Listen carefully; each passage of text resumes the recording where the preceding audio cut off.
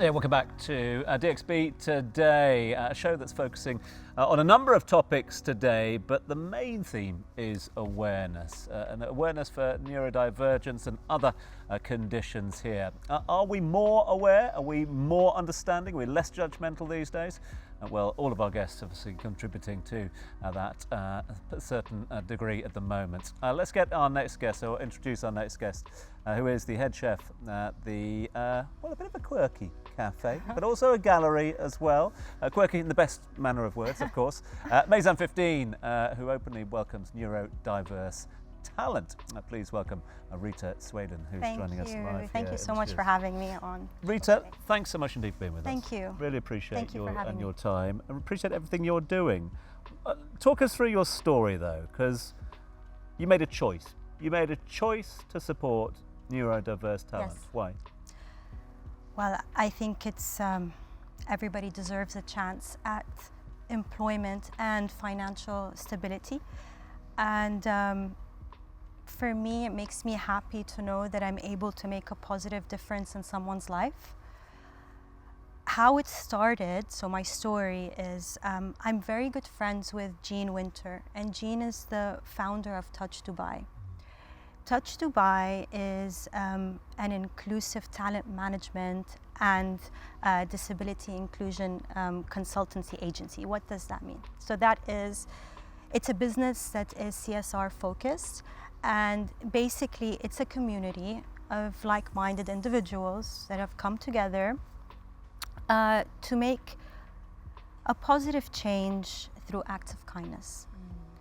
So, I mean, Jean is a good friend of mine. She visits Maison 15 often, so she knows who would be a right fit at Maison. So, for example, she introduced me to a young man who is neurodivergent, and he really likes watching cooking shows. Yeah, so what I was doing is I was giving him cooking and baking classes 1 to 2 times a week, and he was so happy, and obviously then I was so happy. And another time I was looking for a waiter, and Jean was like, I have the perfect match for you. A young lady who's also neurodivergent, and she joined the Maison team. And I was mentoring her, and now she's moved to Bahrain. But it's something I'm very passionate about. I'm very passionate about doing this. You said something interesting. You said also it made you happy. I kind of want to touch on that. What's the, maybe name, what kind of feeling you get from It's very rewarding to watch you putting a smile on someone's face, you know, making it, also the parents are so happy that they're to know that there's you are mentoring, you are giving them a chance, and there must be a sense of gratitude for totally, the parents as well, totally.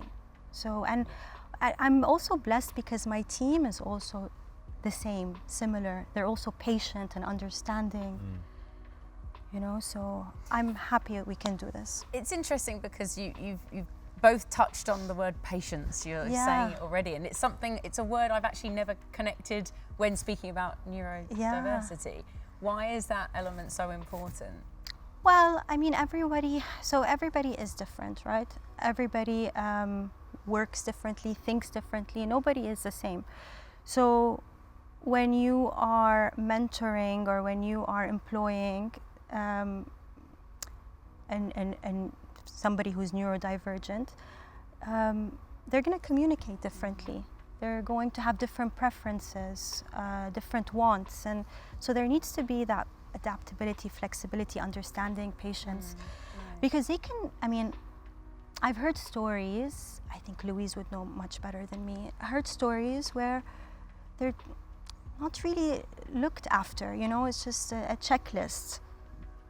Because there's so many employees and they're just a number. And at Maison, I try to focus.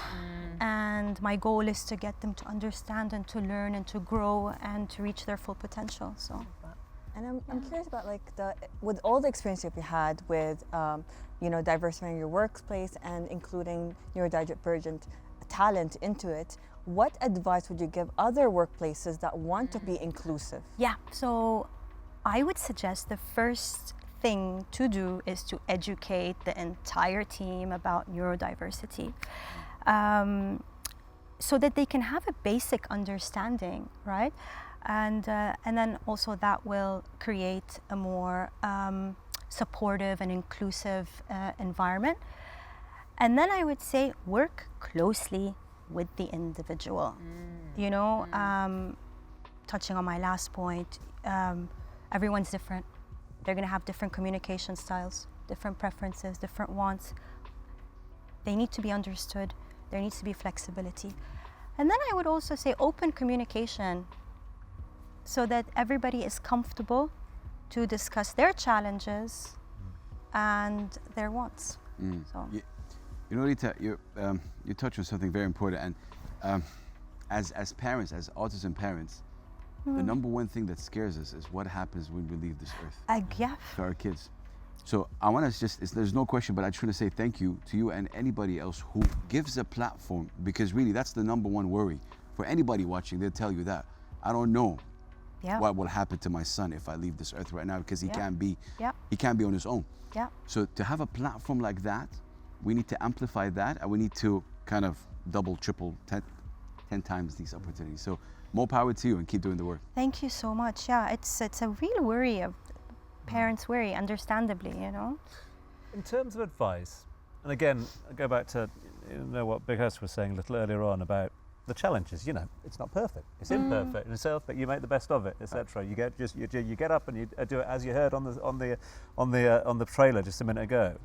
And I think that sort of reality that it's not going to be a bed of roses. It's going to come with challenges. Absolutely. And I'm sure you have faced challenges in the workplace. Yes. So how do you overcome them? So let's discuss Yasmina. Yasmina was working as a waitress at Maysan. The restaurant can get very loud and very noisy when it's busy. Also, standing on your feet for long hours can be exhausting for anybody, right? But especially for somebody who is sensitive to loud noise, to physical strain.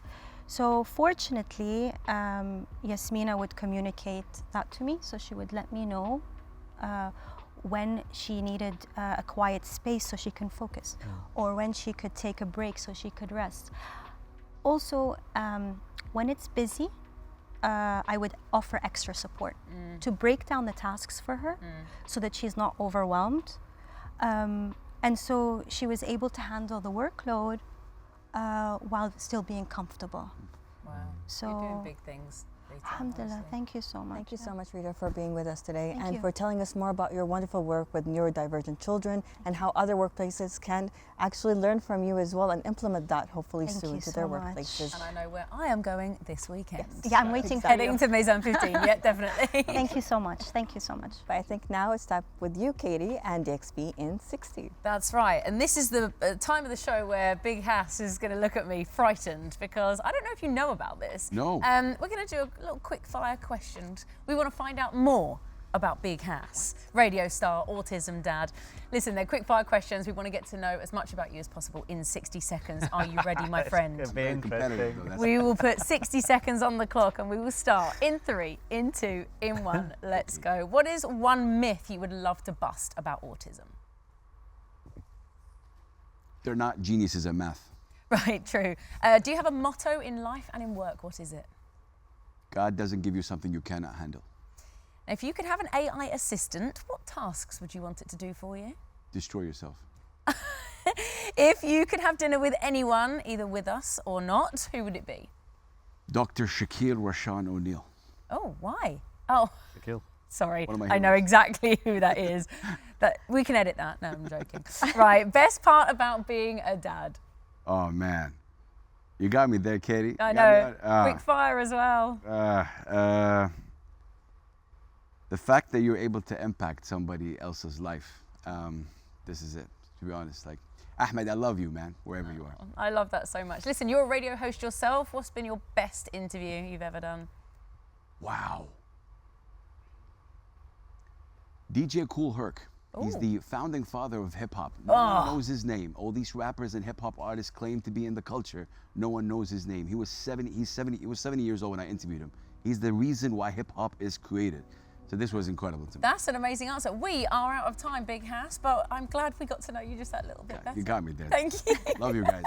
Big Hass, can't thank you enough for everything that you do, for the awareness you raise, for being with us here today, and for guest co-hosting. Thanks so much. Thank you. It's a huge honor. You guys are legends in what you do. So respect to Rita and Luis, of course, and really respect to what you guys are doing. Shout out to DXB today. Yeah, and Rita, thank you to you Thank for you so joining much. us as well. So Maison 15, so we're looking for another Maison 13 next. Possibly. Who knows, you know?